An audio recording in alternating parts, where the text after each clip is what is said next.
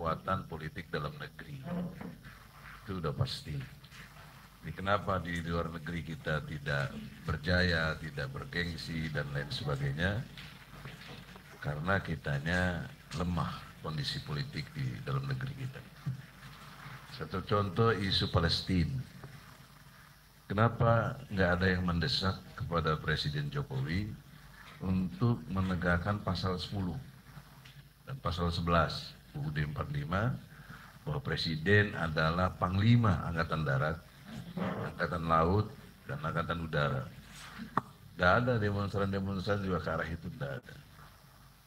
Kalau itu dilaksanakan, pasal 11-nya, Presiden dapat menyatakan perang dengan persetujuan DPR. Presiden kita jangankan berani nyatakan perang, pidato di PBB aja nggak pernah. Jadi ini satu contoh bentuk kelemahan politik dalam konteks leadership di dalam negeri kita, sehingga apresiasi untuk berbuat sesuatu di tingkat internasional naktik gitu. Kemudian solusi yang diambil two state solution. Bagaimana memahaminya? Tahun 1948 kan tanah Palestina yang dirampas, yang dijajah. Kok sekarang suruh dibagi dua gitu? Ada dua negara berdiri dalam satu lahan yang sama di situ. Ini juga nggak menyelesaikan masalah. Tetap saja yang Hamas tadi kategori Pak Hikmah udah masuk genocide karena satu elemen yang ada dalam masyarakat harus dihilangkan, termasuk sampai anak-anak. Itu aja kita nggak nota protes lah, nggak usah perang, nggak juga bisa dilakukan karena lemah kita. Nah, saudaraku sekanta yang DPR gimana? Komisi 1 ya nggak pernah manggil presiden, negor presiden, nggak ada. Padahal punya kekuatan power dalam penegakan hukum itu 50%. Presiden 50%, DPR 50%. Berdasarkan pasal 5 ayat 1, Junto pasal 20, pasal 21 UUD 45. Jadi dalam perspektif ini tidak mengurangi hormat, ini satu partai, Pak Kanta, PKS, itu nggak juga terdengar dalam hal-hal yang begini. Girohnya dan lain sebagainya, tidak mengurangi hormat ya, tapi ini kan masukan. Jadi kenapa di luar negeri kita tidak berjaya tadi? Ya dalam negerinya kayak begini gitu. Itu satu kondisi objektif yang tidak disinggung kalau boleh menanggapi ini dari para pembicara. Yang kedua, dalam perspektif sumber daya alam. Pasal 33 ayat 3 UUD 45 itu berkait dengan seluruh sumber daya alam yang ada, bumi, air, dan segala kekayaan alam yang terkandung di dalamnya dikuasai oleh negara dan diperuntukkan untuk semakmur-makmurnya rakyat. Dari tahun 45 sampai sekarang, mana yang dikuasai oleh negara kita ini? Minyak, banyak yang negara asing-asing. Emas, Amerika. Kelapa sawit, Malaysia, dan seterusnya kita urut satu-satu. Hampir tidak ada yang kita kuasai. Dan dibohongi lagi kita dalam dispestasi, investasi emas yang katanya 51%. Tapi enggak, dipanggil juga DPR. Dari mana itu? Dari ilmu hukum, kalau dua hal penting yang masih pengelolaan satu, kedua pengawasan untuk emas oleh Freeport, maka nggak ada artinya divestasi 51% itu apa? Nggak ada. Kalau 51% artinya kita mayoritas. Kita harus mengatur pengawasan, kita harus mengatur pengelolaan. Ini kan enggak. Tapi kok semua diam gitu loh. Kita ini para aktivis juga diam. Kalau saya sering ngomong di podcast segala macam, apa artinya kita nggak didengar juga. Tapi yang penting saya sudah suarakan. Dan sesuai dengan konstitusi UUD 45. Satu contoh saja, saya alhamdulillah dokter bidang ini, ngerti sumber daya alam dan lingkungan dalam pengelolaannya. Itu menurut geografi informasi sistem, emas kita itu kalau sekarang logam mulia 1.300.000-an, Kalau 1 ton berapa gram? 1 juta gram. Berarti 1,3 triliun. 1 tonnya itu. Nah, berapa juta ton kita punya emas kalau diakumulasi dari yang tahun 45. Pernah kita hitung per 1 orang Indonesia ya, per setahunnya terima uang 200 juta tanpa kerja dari sumber daya alam yang ada ini, emas ini. Ya. Belum minyak, belum batu bara, ya. Belum lagi kelapa sawitnya. 3 sumber daya alam saja itu sudah mengakumulasi 5.500 triliun. Batu bara, kelapa sawit, nikel. Ada lagi yang 5 termasuk mangan, ya, hasil laut, hasil hutan, itu 8.000 triliun. Jadi 13.500 triliun itu udah melampaui berapa APBN itu. Tapi tetap aja sekarang pendidikan kok kita dinaikin mahal seperti itu. Dan kita nggak ada yang kelola ini dengan baik. Itu oleh karena itu sebagai aktivis tadi siapa ini nyampaikan Pak Hamdan, kalau bicara depan aktivis langsung teragenda apa gerakan kita gitu loh. Ya. Ya itu satu sisi. Misalnya kapan bikin pakai forum aktivis nasional FAN bikin surat ke Jokowi berani nyatakan perang sama Israel misalnya. Nah, itu action, tapi kita dari sini diskusi tadi. Iya pakai kau kecil lah ya. Jadi gitu berusaha sahabatku. Top. Ya, di tengah kelesuan masih bisa ngumpulin kita ini kan luar biasa itu. Jadi Pak Sidra sebagai moderator, jangan kita ini onani intelektual aja. Enak aja.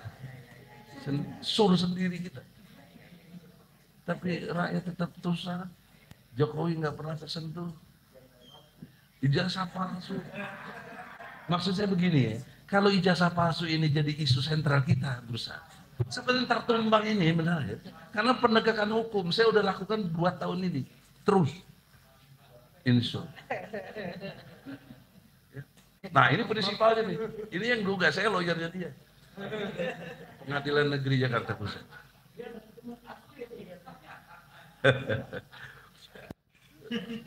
Dia akui kata apa? STIK, Sekolah Tinggi Ilmu Kepresidenan. Itu Jokowi jago. Tapi peran konkretnya ya dari sumber daya alam tadi yang juga udah disinggung oleh berusaha dicaplok diambil lagi oleh banyak orang, kitanya nggak dapat apa-apa, mau pakai bebas aktif. Seharusnya fokus kita berusaha dengan hormatnya dan kawan-kawan, kita ke alinea keempat pembukaan Undang-Undang 45, tugas pokok fungsi presiden. 1, mensejahterakan umum seluruh rakyat Indonesia. 2, menjaga tumpah darah seluruh rakyat Indonesia. 3, mencerdaskan kehidupan bangsa. 4, baru ikut politik bebas aktif tadi. 4 ini disfungsional oleh Jokowi. Tapi nggak keluar dari mulut DPR nih. Itu masalahnya. Nah, karena DPR nggak keluar ya kita rakyat keluar sendiri gitu. Lewat PAN. Saya setuju PAN ini dasar gitu. Terima kasih. Karena output kita adalah untuk yang 4 tadi itu sebenarnya kita mengelola negara. Jadi untuk apa desain-desain baru? Nah, desain itu aja fokus negara kita. Didesain sebagai leadership yang kuat. Jangan muncul lagi pemimpin pembohong kayak begini gitu.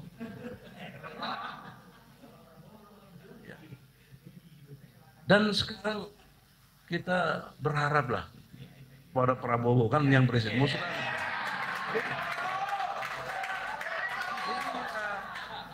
Mau nggak diakui udah putusan Mahkamah Konstitusi, nggak diterima udah putusan KPU, hasil quick count yang menang. Waduh, ya sudah. Fakta katanya begitu, tapi dia jangan kita kasih cek kosong. Jangan kalau kita ngomong dianggap mengganggu. Kita ini fungsi kritik, harus berani. Oleh karena itulah, saudara,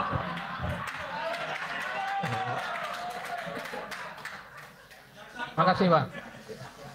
Kita harus berbuat sesuatu menurut fungsi kita.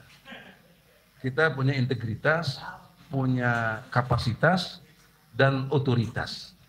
Apa yang kita bisa lakukan dengan tiga ini? Sebagai pemimpin, dia harus punya jiwa yang menaklukkan. Saya terharu dengan Presiden El Salvador ya. Padahal negara yang penuh dengan mafia, tapi 20.000 mafia habis dibahas beneran. Iya, El Salvador. Kenapa enggak? Kalau takdir Egy presiden bisa, Bos. Karena gini, problemnya di nyali, tidak kritik. Saudaraku ya, Anies Baswedan, nggak ada yang meragukan kecerdasannya dia, jago dan lain sebagainya. Tapi dia nggak punya nyali, nggak berani ngelawan keadaan itu misalnya. Itu aja, Bro. Nah, Bursa punya nyali, berarti bikin ada yang begini. Masih berani mengundang saya juga. Oleh karena itu, yang terakhir nih. Kalau mau mendesain, nah ini boleh kalau ini yang baru. Kita punya Pancasila, tapi kita tidak mengerti bagaimana aplikasinya. Tawaran gagasan saya, kalau Van bikin rekomendasi, kita bikin ke depan itu 5 majelis. Majelis Ketuhanan Yang Maha Esa, Majelis Kemanusiaan yang Adil dan Beradab, Majelis Persatuan Indonesia, Majelis Kerakyatan yang dipimpin oleh hikmah kebijaksanaan dalam permusyawaratan perwakilan, Majelis Keadilan Sosial bagi seluruh rakyat Indonesia. Tidak dipilih. Siapa isinya? Yang direkomended oleh MUI, oleh lembaga agama untuk menjadi Majelis Nama Esa. Majelis Persatuan atau Kemanusiaan itu tokoh-tokoh yang punya integritas, yang suka aktif di bidang HAM, taruh di majelis itu. Persatuan Indonesia kasih kesempatan TNI Polri, tadi yang bilang Koni kesetaraan itu, duduk di situ, dia pagari bangsa kita ini. Yang keempat, kerakyatan yang dipimpin, kasih orang-orang yang pernah Allah kasih hikmahnya itu, yaitu pernah jadi raja-raja, kesultanan dan turunan-turunannya yang masih arif. Kenapa dia nggak dikasih di situ? Sehingga kita tidak hilang budaya zaman-zaman dulu itu. Nah, yang terakhir, Majelis Keadilan Sosial itu bisa kita, kaum profesional di situ. Pak Hikmanto, Pak, semua bisa. Jadi itulah MPR, jangan dipilih. Itu betul-betul lewat rekomendasi yang betul, DPR-nya boleh dipilih. Jadi itu yang nanti bersidang, itu yang milih presiden, jangan lagi one man one vote. Makasih. Pasti bertentangan dengan sila keempat, kerakyatan yang dipimpin. Masa one man one vote? Nah, udah tahu salah kita cicing wae. Indurhaka. Assalamualaikum warahmatullahi wabarakatuh. Ya, makasih. Saya kira poin-poin sangat penting tadi. Terima kasih Pak Kiki. Selanjutnya Ibu Nur. Ya. Mungkin sebentar Bu. Siap. Pak Hatta dulu. Terima kasih. Moderator, Bismillahirrahmanirrahim. Assalamualaikum warahmatullahi wabarakatuh. Yang saya hormati dan banggakan.